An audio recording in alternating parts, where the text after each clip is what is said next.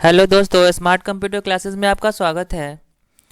इस क्लास में हम लोग हार्डवेयर पार्ट 3 पढ़ेंगे, जिसमें हम लोग को input unit, system unit, memory unit और आउटपुट यूनिट के बारे में जानना है। सबसे पहले जानते हैं इनपुट यूनिट के बारे में। इनपुट यूनिट में कहता है कि it accept data and instruction from the user, मतलब कि ये डाटा को एक्सेप्ट करता है किससे? अब यूजर से, जो कंप्यूटर ऑपरेट कर रहा है, यानी कि जो कंप्यूटर चलाता है उससे ये डाटा एक्सेप्ट करता है। उसके बाद it convert the accepted data into machine language, और कोई भी इनपुट डिवाइस उस डाटा को लेता तो है लोकल लैंग्वेज में, मगर उसको कन्वर्ट कर देता है किस में? मशीन लैंग्वेज में। और मशीन लैंग्वेज में कन्वर्ट करने के बाद ही वो आगे कंट्रोल यूनिट के पास डाटा को भेजता है। It gives converted data to CPU, मतलब वो सीपीयू के पास भेज देता है, किसके लिए? प्रोसेसिंग करने के लिए। बहुत सारे इनपुट डिवाइसेस होते हैं, जैसे कि keyboard, mouse, light pen, joystick, microphone, digital camera, touch screen etc। उसका मैंने यहाँ पे पिक्चर भी बनाया है। देखिए, ये माउस है, ये कीबोर्ड है, ये स्कैनर है, ये माइक्रोफोन है, ये लाइट पेन है, जॉयस्टिक है, ओसीआर है जो सीट हम लोग एग्जाम देने जाते हैं वो, ये ट्रैक बॉल है, और ये बारकोड स्कैनर है। ये नया है, लेटेस्ट जो आया बारकोड स्कैनर नया है। माउस के थ्रू हम लोग पॉइंटर को हैंडल करते हैं, और किसी भी डाटा या फाइल को ओपन करने के लिए डबल क्लिक या फिर राइट बटन का उपयोग करते हैं। कीबोर्ड से हम लोग कुछ भी डाटा को इनपुट करते हैं, अल्फ़ाबेटिकली, न्यूमेरिक या कोई सिंबल्स के थ्रू, स्कैनर के थ्रू हम किसी भी डाटा को स्कैन कर सकते हैं, पिक्चर से स्कैन कर सकते हैं। माइक्रोफोन के थ्रू हम लोग डाटा को रिकॉर्ड कर सकते हैं। लाइट पेन के थ्रू हम लोग कुछ भी लिखते हैं तो वो डायरेक्ट कंप्यूटर में लिखाता है। जॉयस्टिक के थ्रू हम लोग गेम वगैरह खेल सकते हैं। ये सब सारे थे इनपुट डिवाइसेस। अब आगे चलते हैं। आगे हम लोग जानेंगे सिस्टम यूनिट के बारे में। कहता है कि this unit perform processing of instructions and data inside the computer. बोलता है कि ये यूनिट का काम ये है क्या, कि जो भी हम लोग को प्रोसेसिंग करने के लिए इंस्ट्रक्शन मिला है डाटा का, उसको ये प्रोसेस करता है। कैसे प्रोसेस करता है? तो प्रोसेस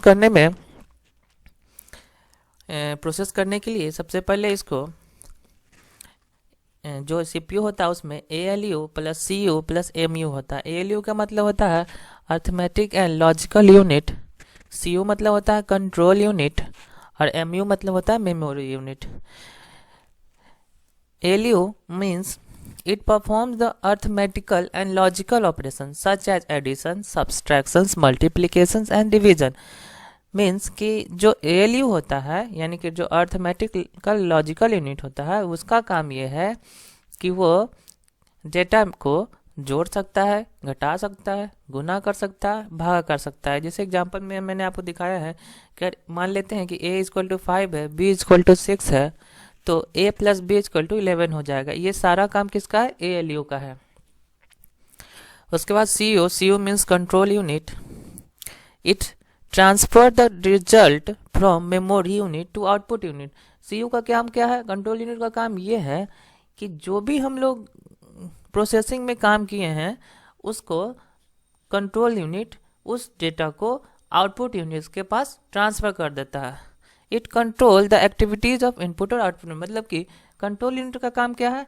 इनपुट यूनिट को कंट्रोल करना और आउटपुट यूनिट को कंट्रोल करना। मतलब कि कुछ डाटा अगर इनपुट यूनिट के थ्रू हम लोग के पास आता है तो कंट्रोल यूनिट अपने पास रखता है, उसको कंट्रोल करता है, और वही क्या करता है कि आउटपुट यूनिट के पास भी उसको भेजता है। जैसा कि आप देखिए इस फिगर में,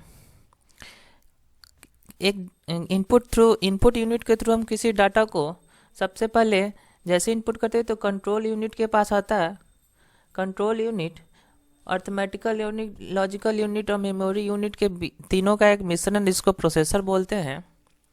तो कंट्रोल यूनिट ही सब कुछ कंट्रोल करता है। अगर कुछ जोड़ घटाव का भाग काम है तो वो उसको अर्थमेटिकल लॉजिकल यूनिट के पास पहले भेज देता है, फिर वो मेन मेमोरी में भेज आ जाता है। मेन मेमोरी के बाद फिर वो आउटपुट यूनिट में जाता है। इसमें सबसे इम्पोर्टेंट बात यह है कि कंट्रोल यूनिट सिर्फ इनपुट यूनिट और आउटपुट यूनिट को कंट्रोल करता है, ठीक है। साथ साथ वो डेटा को कहाँ भेजना है ये भी डिसाइड करता है। यहाँ जो आप देख रहे हैं मेन मेमोरी यानी रैम, उसको रैंडम एक्सेस मेमोरी भी बोलते हैं। ये मेन मेमोरी होता है, ये उतना ही समय तक काम करता है जितना समय तक हम उस डेटा पे काम कर रहे हैं। उसके बाद ये डाटा को क्रैश कर देता है। जबकि सेकेंडरी मेमोरी जो आप यहाँ देख रहे हैं, सेकेंडरी मेमोरी में डाटा फ्यूचर में भी सेव रह सकता है। तो यही था सिस्टम यूनिट। अब आगे बढ़ते हैं मेमोरी यूनिट में। कहते हैं कि the data and instructions that are entered into the system has to be store inside the computer before the actual processing. बोलता है कि जो डाटा है, जो भी इंस्ट्रक्शन हम उसको दिए हुए, जो भी डाटा के अंदर इंटर्ड किए हैं, उस सब का एक्चुअल प्रोसेसिंग मेमोरी यूनिट में ही होता है। सारा डाटा को मेमोरी यूनिट ही अपने पास स्टोर करके रखता है। ये एक इंटरनल स्टोरेज होता है। इसको हम लोग प्राइमरी मेमोरी भी बोलते हैं। और यूनिट, ये जो यूनिट है वो किसी भी डाटा को टेम्पोररी बेसिस पे रखता है, रैम जो होता है। पर रोम ऐसा नहीं है, रोम डाटा को फ्यूचर बेसिस पे भी रख सकता है। उसके बाद आते हैं आउटपुट यूनिट में। आउटपुट यूनिट में सबसे पहले है कि it accept processed data from CPU. मतलब कि आउटपुट यूनिट जो है वो क्या करता है, तो जो भी सीपीयू में डाटा प्रोसेस्ड हुआ है उसको आउटपुट यूनिट के थ्रू हम लोग को दिखाता है, मशीन लैंग्वेज से लोकल लैंग्वेज में कन्वर्ट करके। It convert the accepted data from machine language into human language. मतलब वही अभी हम बताएं आपको कि ये क्या करता है कि मशीन लैंग्वेज को कन्वर्ट कर देता है किसमें, ह्यूमन लैंग्वेज। जैसे कि मॉनिटर क्या करता है, कोई भी डाटा जब उसको सीयू कंट्रोल यूनिट उसके पास भेजता है तो मशीन लैंग्वेज में, तो आउटपुट यूनिट का काम ये है कि उस मशीन लैंग्वेज को वो हम लोग की लैंग्वेज में कन्वर्ट करके हम लोग को वो डिस्प्ले दिखाता है, जो भी हम लोग को मॉनिटर पे शो करता है। जैसा कि आप पिक्चर में देख रहे हैं, ये सभी आउटपुट यूनिट्स है। मॉनिटर हम लोग को डिस्प्ले दिखाता है। प्रिंटर के थ्रू हम लोग किसी भी डेटा को प्रिंट कर सकते हैं अपने पेपर पर। स्पीकर के थ्रू हम लोग गाना सुन सकते हैं। हेडफोन के थ्रू भी गाना सुन सकते हैं। और प्रोजेक्टर के थ्रू हम लोग किसी भी डेटा को या फिर पिक्चर्स को, इमेजेस को बड़े डिस्प्ले पे देख सकते हैं।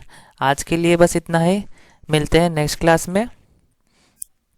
Thank you.